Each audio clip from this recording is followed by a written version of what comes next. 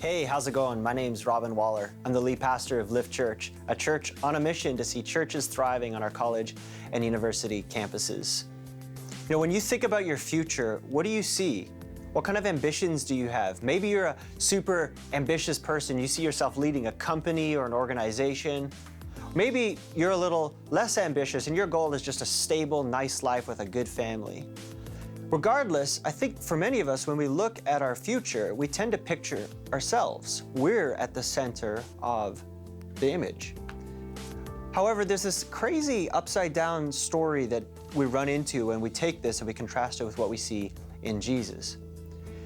In Matthew 20, Jesus is having an interaction with his disciples, and they're starting to realize that they're a part of something that is going to be huge. It is going to change the world. And so they start naturally jockeying for position. They start to get a little bit ambitious to make sure that they're the ones that are going to be leading it in the future. And they come to it and they start to ask for position. They start to ask, hey, can you make sure that we have the opportunity?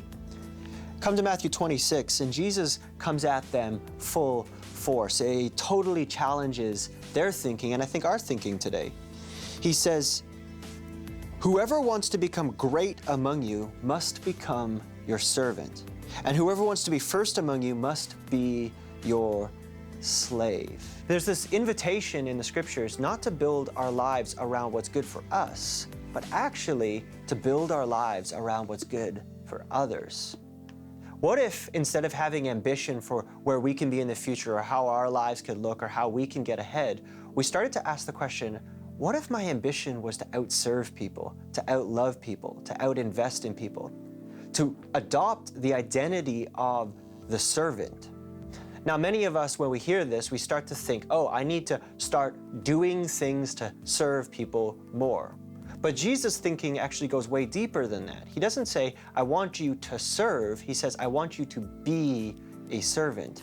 He doesn't want us just to do nice things or be nice people. He actually wants us to change the way we see ourselves, moving from people that build lives around ourselves, jockey for position, vie for success, to becoming people where our core mission is to live lives of service.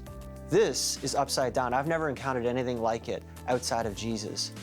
But this invitation, if we take Jesus at his word here, is such a beautiful promise. In Jesus' invitation to become servants, he's actually promising us that we start to live these full and abundant lives. Why? Because our attention starts to get off of ourselves onto Jesus and how we can serve people. So that's my invitation today. Can you start to pray and ask Jesus, make me a servant? Make that your first ambition.